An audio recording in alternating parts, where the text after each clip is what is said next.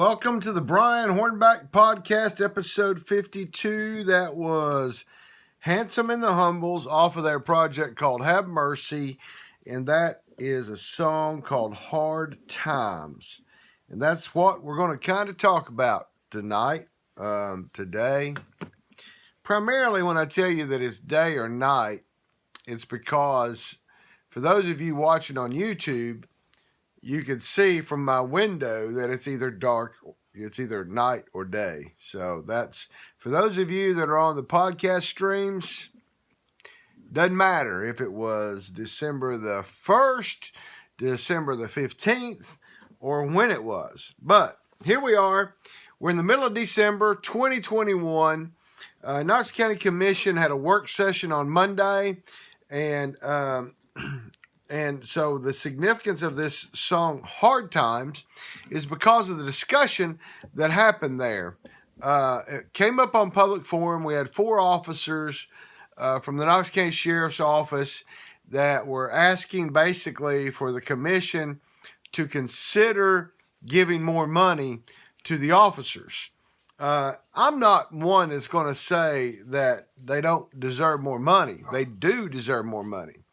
The problem we have, though, is that when one agency, the Sheriff's Department, is advocating for more money in December, in the mid of the fiscal year, it really winds up pitting other county employees, particularly school employees, not being able to defend themselves. So I've got a couple of audio clips I want to play for you from this Monday night work session. Yeah, that's the dog in the background. I don't really know what he's fussing about. He's well fed. He's well taken care of. He probably just doesn't like me talking. But anyway, 4 particular officers, 3 officers, and then Keith Lyon, who is the FOP president, director, whatever, also spoke. But anyway, I want to play for you just a little snippet from one of the officers, and then I got a couple more clips for you, and then let me talk about it, okay?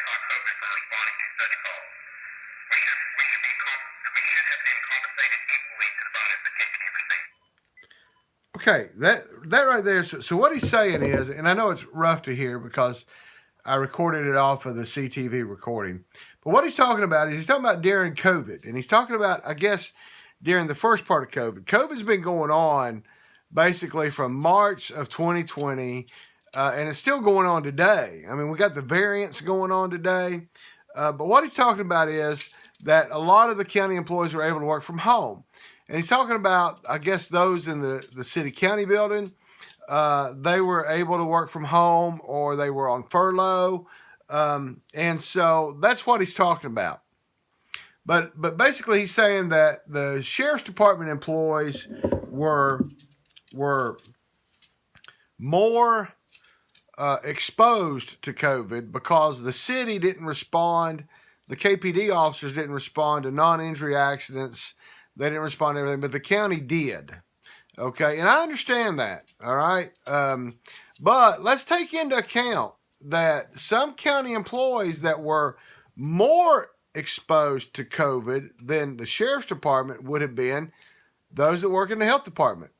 Those that work at the health department in administering the Women's, Infants, and Children's program, those that were administering the COVID test, those that were administering the COVID vaccines.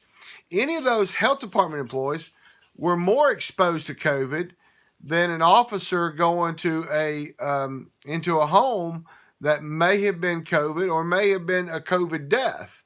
And also, let's talk about the school system. Now, granted, the school system was closed for a bigger part of 2020. I'll give the officer that. But COVID is still going on today.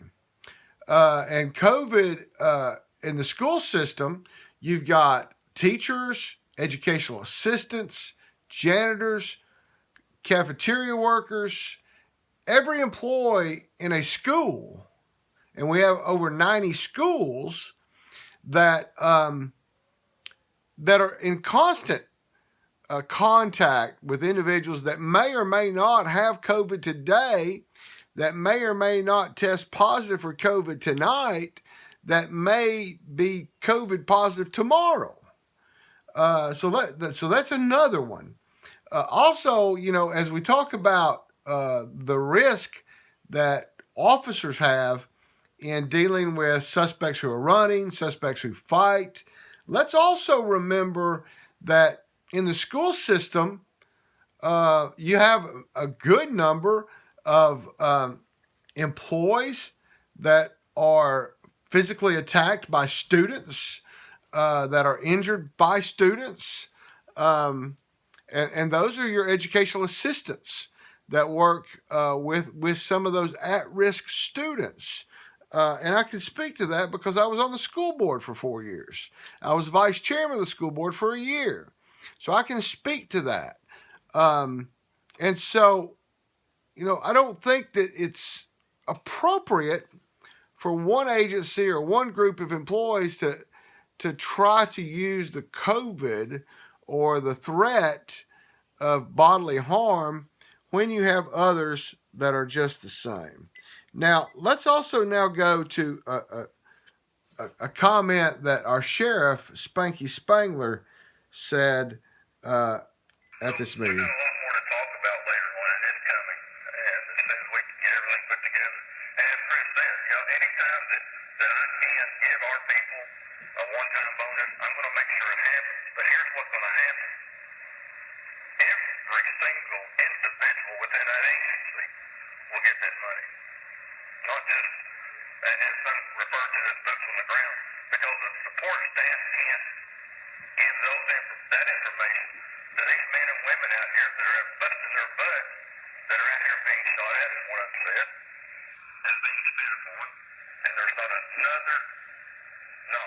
other job that anybody else has to go through. So I have to stand up here and defend those men and women. Been there, done that. So he just said there's not one other job in the county that gets spit upon, gets hit. And that's just not true, Sheriff. It's not true. Individuals in the school system are exposed to physical violence. They're exposed to bodily fluids being expelled on them. And I understand you got to fight for your troops.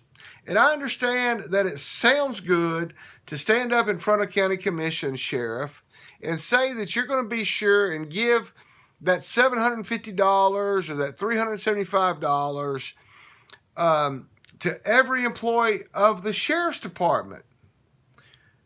But what's not being said is some of these other bonuses and some of these other pay raises that the sheriff has given to his higher ups that he hasn't given to those that are officers and support staff.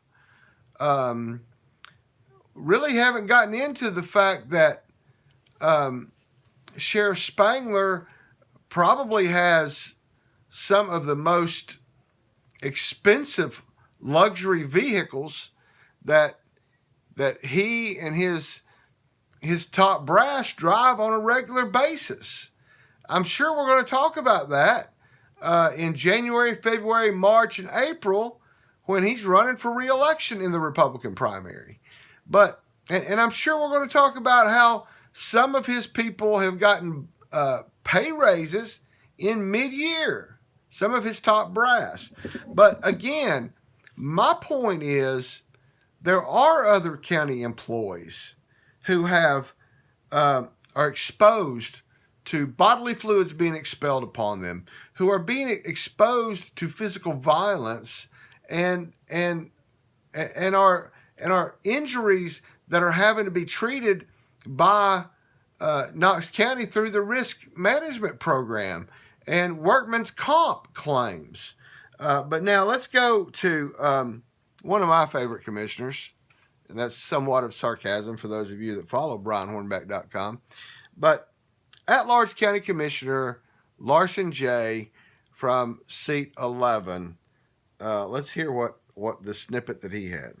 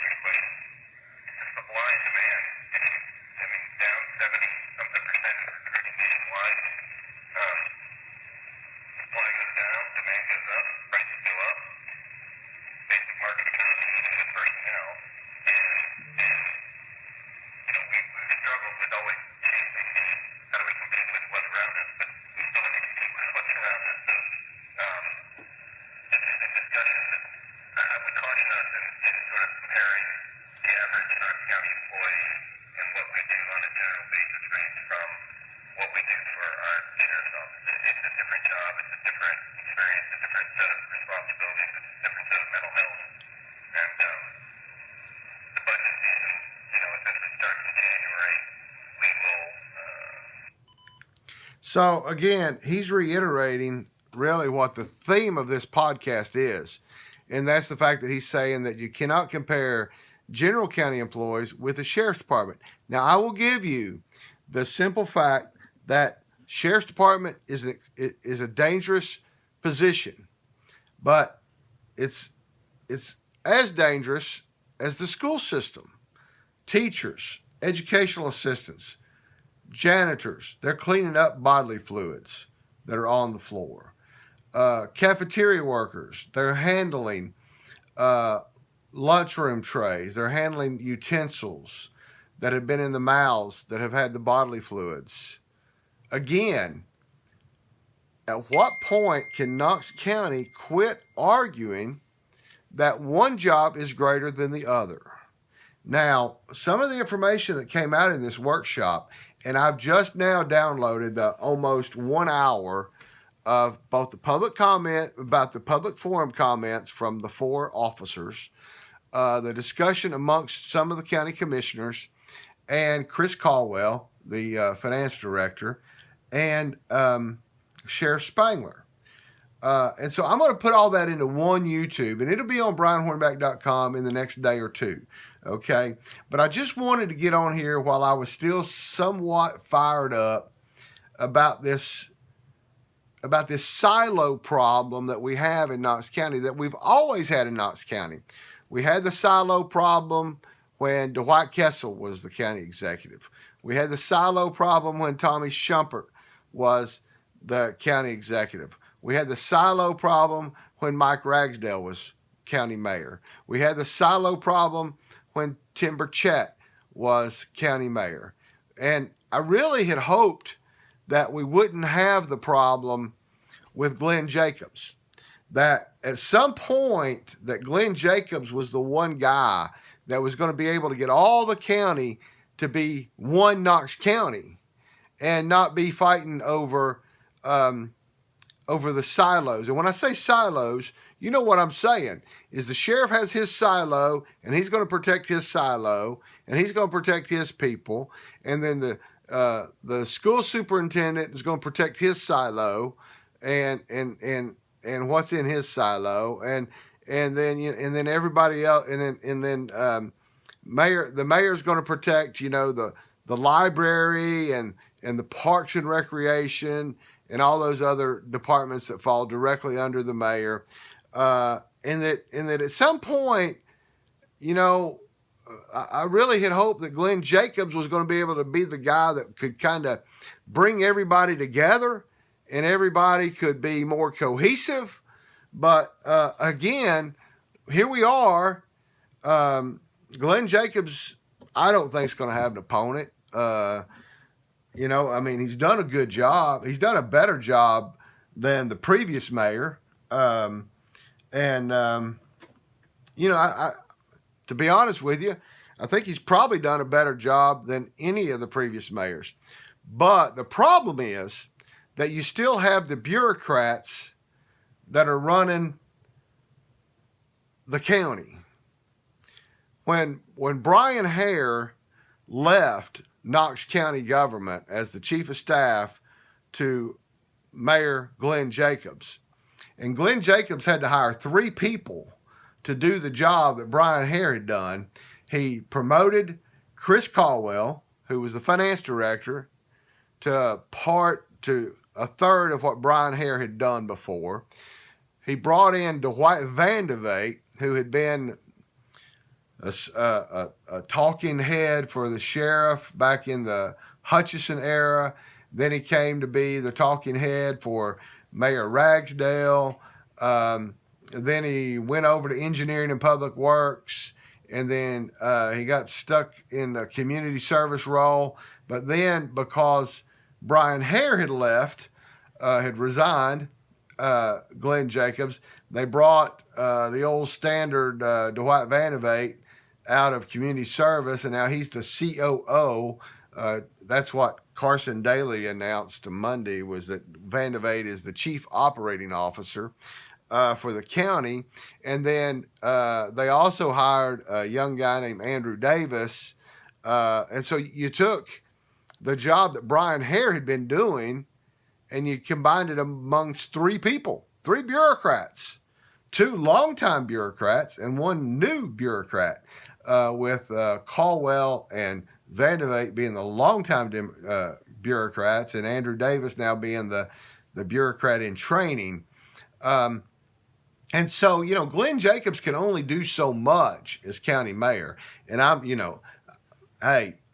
my role as a blogger and as a podcaster is to call the balls and strikes, to be the umpire, so to speak. I've been doing this now. I'm on my 17th year, not as a podcaster, but as a blogger.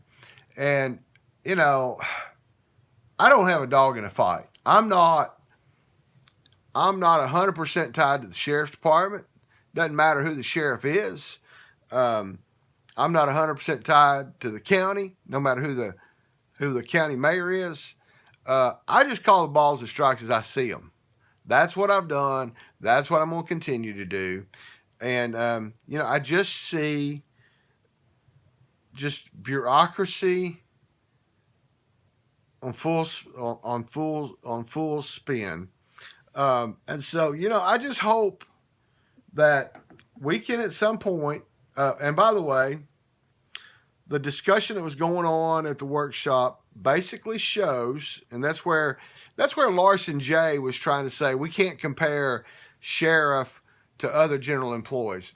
What's happened is over the last about 10 years, the sheriff's department's gotten about 16% pay raise, while the county employees have gotten about a 9% pay raise.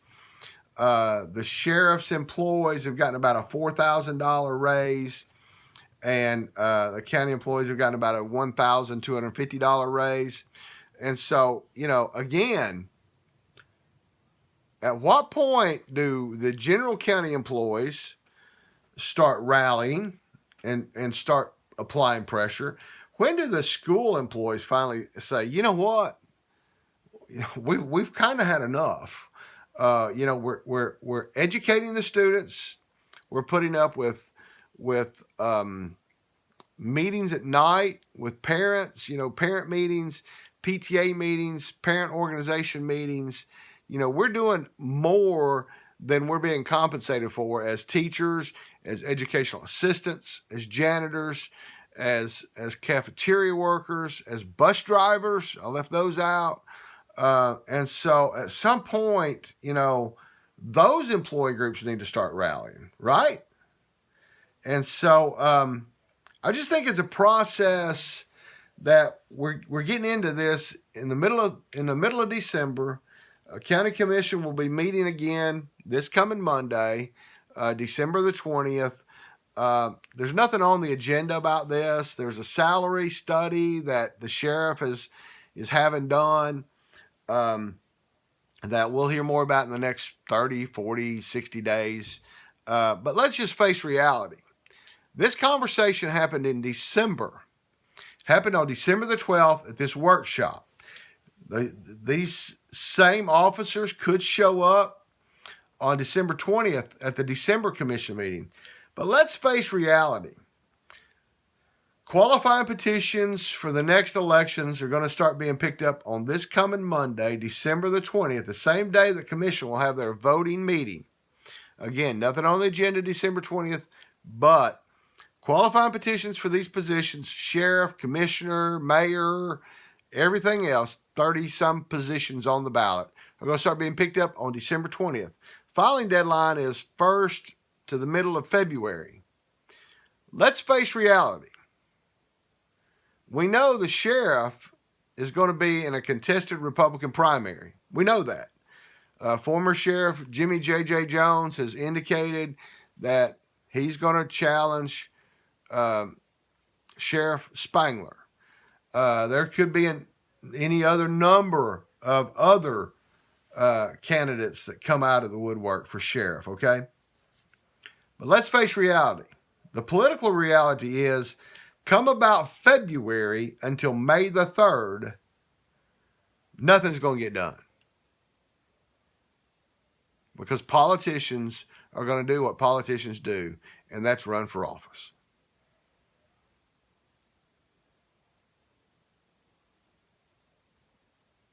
And I know what you're thinking. So, Brian, do you think that this was a political strategy? I don't think so. I think these officers that spoke, the three, and then obviously Keith Lyon, who leads the Fraternal Order of Police chapter lodge, I really think that they've kind of had enough of getting a token $700 bonus that gets taxed at a higher rate, and so they coming home with about $300 or $400, and I don't know that they know about some of these other raises that have happened in mid-year. So I don't know that. I really think that it's just kind of come to a head. The sheriff's been the sheriff for 3 years, and I think they genuinely are ticked off that they're not making the money that they should be making, and making coming home net $29,000 is not good when you're driving a sheriff's department cruiser and you're arresting people and you're chasing people down. I agree, it's not a good salary. I agree 100%. But I just have a problem when we have some employees arguing and the case is being made that their job is more dangerous than the health department, more dangerous than the school system. It's just not necessary, and it's just not a valid apples and oranges discussion. I do want to make a couple of points. Larson J., I don't necessarily blame him for not knowing what's going on in the school system, because his children aren't in the Knox County public school system. They are in private school.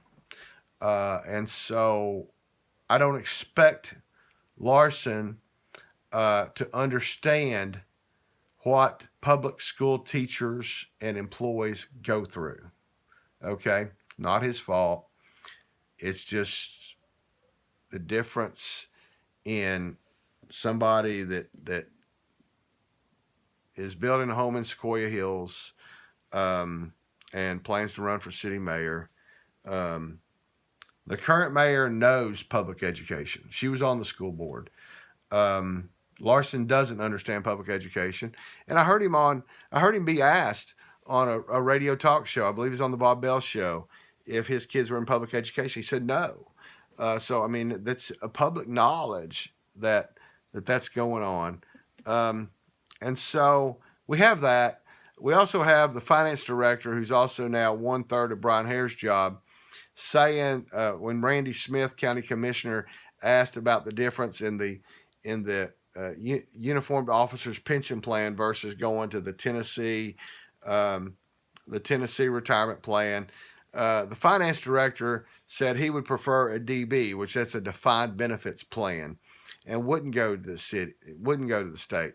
Well, I'm already kind of researching Mr.